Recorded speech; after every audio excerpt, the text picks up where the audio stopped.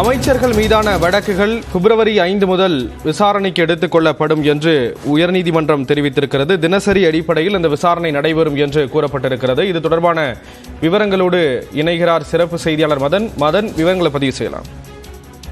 வருமானத்துக்கு அதிகமாக சொத்து சேர்த்ததாக தொடரப்பட்ட வழக்கில் அமைச்சர் பொன்முடி உள்ளிட்டோர் மீது ஏற்கனவே சென்னை உயர்நீதிமன்றம் நீதிபதி ஆனந்த் வெங்கடேஷ் தாமாக முன்வந்து அந்த வழக்குகளை மறு ஆய்வாக எடுத்து விசாரித்து வருகிறார்.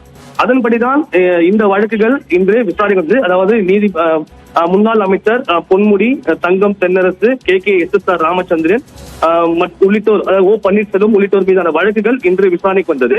அப்போது இந்த வழக்குகளை பொறுத்த வரைக்கும் இந்த வழக்குகளின் அந்த இறுதி வாதங்களுக்காக எப்போது விசாரணைக்கு எடுத்துக் கொள்ளலாம் தொடர்பாக இன்று ஒரு இடைக்காலமாக ஒரு உத்தரவு ஒன்று பிறப்பித்துள்ளார். அதாவது முன்னாள் அமைச்சர் பொன்முடி வழக்கை பொறுத்த வரைக்கும் பிப்ரவரி 19 முதல் 22ஆம் தேதி வரைக்கும் பிற்பகல் 3 மணிக்கு இந்த வாதங்களை தொடங்க வேண்டும் என்ற ஒரு விஷயத்தை இன்று நீதிபதி ஆனந்த் வெங்கடேஷ் தெரிவித்துள்ளார்.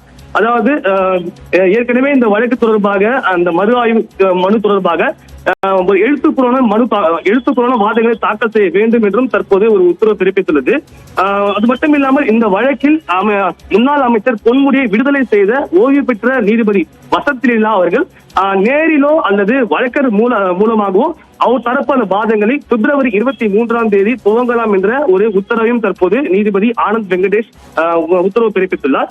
அதே போல அமைச்சர்கள் KKSSR ராமச்சந்திரன், தங்கம் தென்னரசு, முன்னாள் முதல்வர் ஓ பன்னீர்செல்வம், முன்னாள் அமைச்சர் வளர்மதி உள்ளிட்டோர் மீதான அந்த மறு ஆய்வு வழக்குகள் பிப்ரவரி 5ஆம் தேதி முதல் 9ஆம் தேதி வரைக்கும் தினசரி அடிப்படையில் விசாரணை தொடங்கும் என்றும் தெரிவிக்கப்பட்டுள்ளது.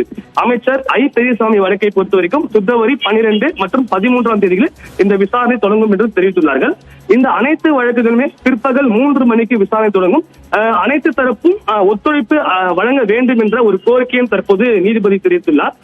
அரசியல்வாதிகள் தொடர்புடைய இந்த வழக்குகளால் மற்ற வழக்குகள் விசாரணை பாதிக்கப்படக்கூடாது என்ற ஒரே விஷயத்தை அடிப்படையாக கொண்டுதான் இது போன்ற தேதிகளை குறிப்பிட்டு இந்த நேரத்தை தற்போது குறித்துள்ளதாகவும் நீதிபதி ஆனந்த் வெங்கடேஷ் தற்போது தெரிவித்துள்ளார்.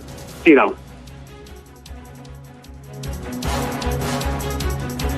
வழக்கை வேறு நீதிமன்றத்திற்கு மாற்றக் கோரி உயர்நீதிமன்றத்திடம் கோரிக்கை வைக்கப்பட்டதா அப்படிங்கிறது தொடர்பாகவும் விளக்கம் கொடுக்கணும் அப்படின்னு சொல்லிட்டு குறிப்பிட்டிருக்காங்க. அது தொடர்பான விவரங்கள் என்ன?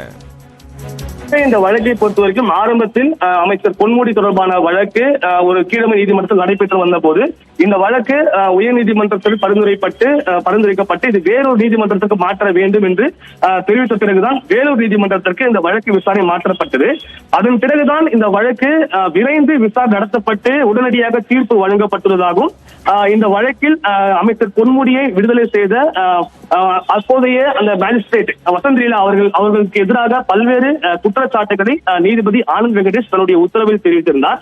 ஏற்கனவே தொடர்பாக இந்த வழக்கில் அமைச்சர் பொன்முடியை விடுதலை செய்த வசந்த் லீலா அவர்கள் ஏற்கனவே ஒரு மனுவையும் உயர்நீதிமன்றத்தில் தாக்கல் செய்தார்கள். அதில் தன்னுடைய தரப்பை கேட்காமல் எந்த ஒரு ஆதாரம் இல்லாமல் தனக்கு எதிராக இது போன்ற ஒரு கருத்துக்களை நீதிபதி ஆனந்த் வெங்கடேஷ் தெரிவித்துள்ளார். எனவே அந்த ஒரு விஷயத்தை நீக்க வேண்டும் என்று பதிவுத்துறைக்கு ஒரு கடிதம் அனுப்பியிருந்தார். அது மட்டும் இல்லாமல் இந்த விஷயத்தை பொறுத்த வரைக்கும் உயர்நீதிமன்றம் உத்தரவு பிறப்பித்த அடிப்படையில் தான் இந்த வழக்கான தன்னிடம் மாற்றப்பட்டது. அது மட்டும் இல்லாமல் தனக்கு முன்பாக இந்த வழக்கு விசாரணைக்கு வரும்போதே 90% வழக்கு விசாரணை முடிந்துவிட்டது. கடைசி 10% வழக்கு மட்டுமே தான் விசாரித்து இந்த உத்தரவு பிறப்பித்ததாக அவர் விளக்கம் அளித்திருந்தார். எனவே இந்த விஷயத்தில் இந்த வழக்கு எதற்காக ஒரு நீதிமன்றத்திலிருந்து மற்றொரு நீதிமன்றத்துக்கு மாற்றப்பட்டது தொடர்பாக ஒரு விளக்கத்தை அளிக்க வேண்டும் என்றும் தற்போது நீதிபதி ஆனந்த் வெங்கடேஷ் தற்போது உத்தரவு பிறப்பித்துள்ளார். ஸ்ரீராம். விவரங்களை வழங்கியதற்கு நன்றி மதன்.